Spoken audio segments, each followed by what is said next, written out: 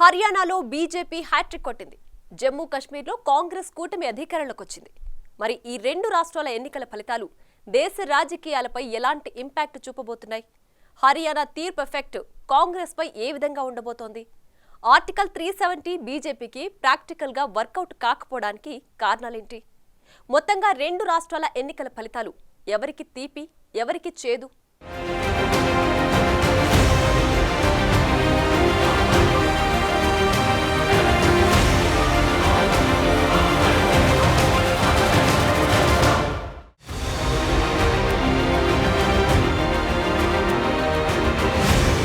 Modi BJP ఇప్పటికీ బలంగానే ఉందా?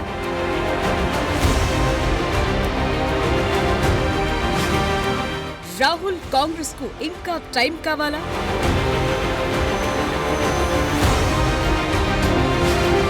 హర్యానా హ్యాట్రిక్ లో ఉన్న పొలిటికల్ ట్రిక్ ఏంటి?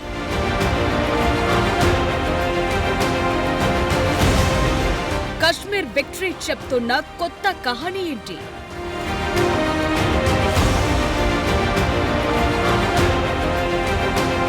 ఓటమి పాఠం నేర్పుతుంది, గెలుపు మరింత ఉత్సాహాన్నిస్తుంది. కానీ హర్యానా జమ్మూ కాశ్మీర్ ఎన్నికల ఫలితాలు చూశాక రెండు పార్టీలకు గెలుపోటములు సమపాళ్లలో దొరకలేదని అర్థమవుతోంది. మీకు స్ట్రీట్ మాకు స్ట్రీట్ అన్నట్లుగా హర్యానాలో బీజేపీ, కశ్మీర్లో కాంగ్రెస్ గెలిచాయి. ఈ రెండు రాష్ట్రాల ఫలితాలు ఎవరికి తీపిని మిగిల్చాయి, ఎవరికి చేదును మిగిల్చాయో ఇప్పుడు చూద్దాం. కశ్మీర్ విషయంలో బీజేపీకి ఉన్న ఆలోచన వేరు, కానీ వాళ్లు అనుకున్నదొకటి, అయ్యిందొకటి. బేసిక్గా కేంద్రపాలిత ప్రాంతాలను రాష్ట్రాలుగా మారుస్తుంటారు. కానీ జమ్మూ కాశ్మీర్ విషయంలో బీజేపీ కొత్త పోకడపోయింది. కశ్మీర్ నుంచి లద్దాఖ్ను విడగొట్టి రెండు ప్రాంతాలను యూటీలుగా మార్చి లెఫ్టినెంట్ గవర్నర్లను కూడా నియమించింది బీజేపీ ప్రభుత్వం.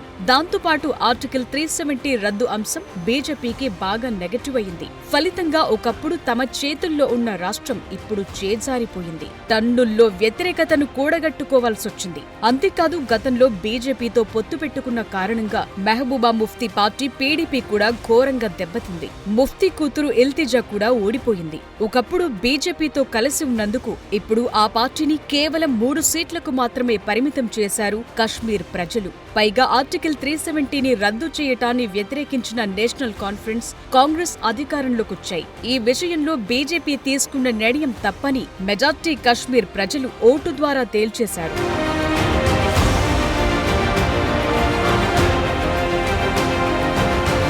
నిజానికి ఆర్టికల్ 370 రద్దు తరువాత వెంటనే ఎన్నికల జోలికి వెళ్లకుండా బీజేపీ ప్రభుత్వం కొంత గ్యాప్ తీసుకుంది. ఇన్నేళ్లలో ఇదంతా మర్చిపోతారు, పరిస్థితులన్నీ చక్కబడతాయి అనుకున్నారు.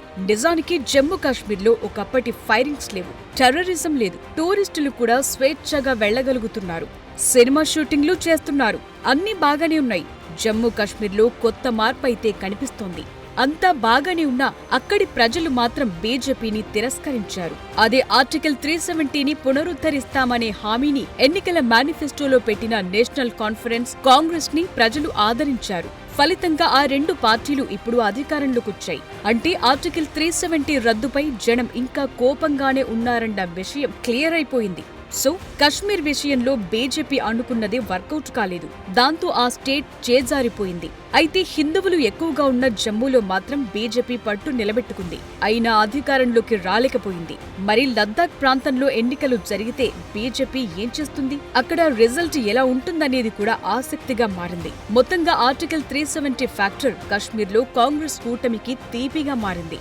అదే అంశం బీజేపీకి చేదయింది. ఈ విషయంలో బీజేపీకి ఉన్న అంచనాలన్నీ తప్పాయన్నది మాత్రం క్లియర్. హర్యానా విషయానికొస్తే 10 ఏళ్లు అధికారంలో ఉండడంతో ప్రభుత్వంపై ప్రజల్లో వ్యతిరేకత సహజం. ఆ లెక్కలతో మూడోసారి తాము గెలిచే అవకాశాలు తక్కువేనని బీజేపీ నాయకత్వం కూడా భావించింది. మరోవైపు జవాన్, కిసాన్, పెహల్వాన్ ఫ్యాక్టర్స్ తమను గెలిపిస్తాయని కాంగ్రెస్ లెక్కలేసుకుంది. ఎగిరి గంతేసి ఫలితాలకు ముందే పండగ చేసుకుంది.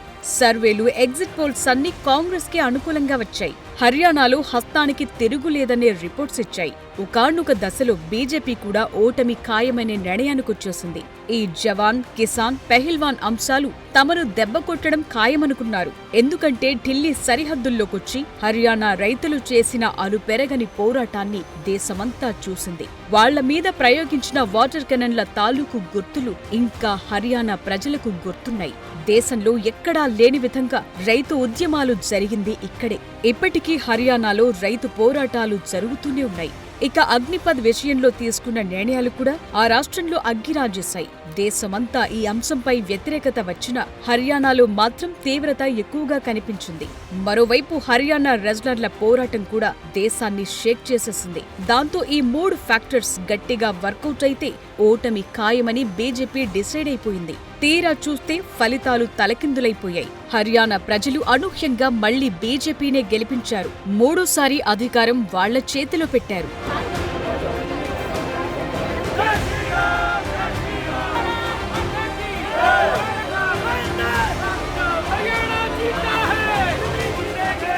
ఏ ఫ్యాక్టర్స్ అయితే తమకు తీపవుతాయనుకున్నారో అవే కాంగ్రెస్ కు చేదుగా మారాయి. ఏవైతే దెబ్బ కొట్టడం ఖాయమనుకున్నారో అవే బీజేపీకి ప్లస్ అయ్యాయి. కాంగ్రెస్ పై జనం ఎందుకో ఇంట్రెస్ట్ చూపించలేదు. పైగా ఈ జవాన్, కిసాన్, పెహిల్వాన్ ఫ్యాక్టర్స్ హస్తం పార్టీకి వర్కౌట్ కాలేదు.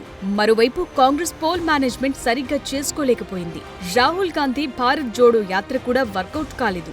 దాంతో హ్యాట్రిక్ కొట్టి బీజేపీ పండగ చేసుకుంటోంది. కాంగ్రెస్ వాళ్లు కూడా తొందరపడి ముందే పండగ చేసుకున్నారు. స్వీట్లు పంచుకుంటూ సంబురాలు చేసుకున్నారు. కానీ ఇప్పుడు మొత్తం కథే అడ్డం తిరిగింది.